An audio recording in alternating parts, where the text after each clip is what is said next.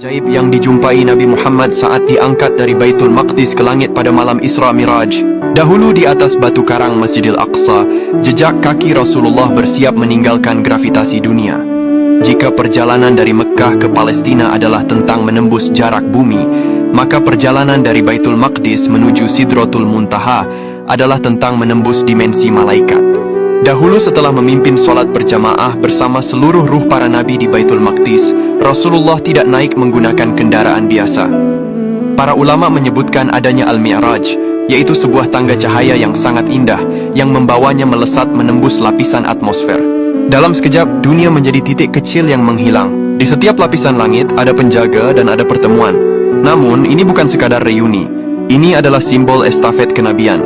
Di langit yang pertama, beliau bertemu Nabi Adam alaihissalam. Di langit kedua hingga keenam, Nabi Muhammad disambut oleh kehangatan Nabi Isa dan Yahya, ketampanan luar biasa Nabi Yusuf, kewibawaan Nabi Idris, kelembutan Nabi Harun, hingga ketegasan Nabi Musa.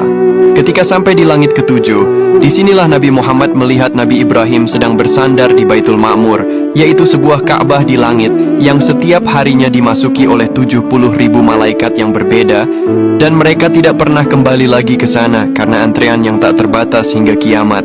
Perjalanan ini bukan sekadar pertemuan antar nabi. Allah Subhanahu wa Ta'ala lantas mulai menyingkap tirai masa depan untuk diperlihatkan kepada Rasulullah. Beliau lantas dibawa menyaksikan pemandangan surga yang menakjubkan, mencium aroma yang lebih harum dari kesturi, melihat sungai Al-Kautsar yang tepiannya dari mutiara berongga, serta istana-istana megah yang disediakan bagi mereka yang hatinya terpaut pada kebaikan. Namun di tengah keindahan itu, suasana kemudian berubah menjadi mencekam saat Allah menampakkan pemandangan neraka sebagai peringatan bagi umat manusia. Rasulullah melihat dengan mata kepala sendiri bagaimana pedihnya balasan dan azab pedih bagi para pendosa. Pemandangan ini bukanlah untuk menakut-nakuti, melainkan sebuah pesan kasih sayang dari langit agar manusia di bumi tidak tersesat dalam kerugian yang abadi. Setelah itu, Nabi Muhammad lantas diangkat ke Sidratul Muntaha. Sesampainya beliau di Sidratul Muntaha, bayangkan sebuah pohon yang sangat besar. Akarnya ada di langit ke-6, puncaknya menjulang hingga langit ke-7. Daunnya selebar telinga gajah, buahnya sebesar tempayan. Namun saat itu, pohon ini berubah. Ia diselimuti oleh cahaya yang tak bisa dilukiskan dengan kata-kata. Emas, permata, dan warna-warna yang belum pernah ada di spektrum mata manusia tumpah di sana. Di titik inilah, Malaikat Jibril sang pemimpin malaikat berhenti.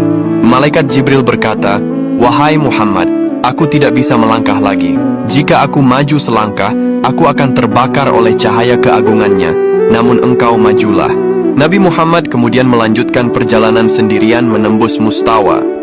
Di sana, dalam kesunyian yang paling sunyi, beliau mendengar suara Sariful Aqlam, gesekan pena malaikat yang sedang menuliskan takdir-takdir di Lauhul Mahfuz.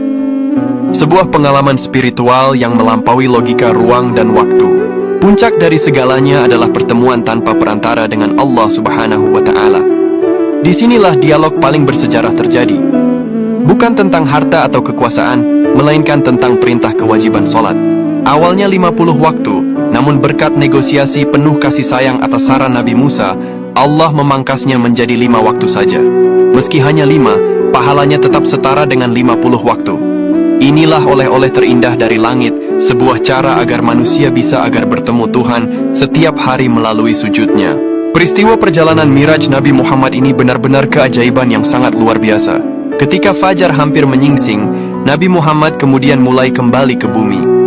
Ajaibnya, tempat tidurnya masih hangat, menunjukkan betapa singkatnya waktu dunia, namun betapa dahsyatnya perjalanan ruhani tersebut.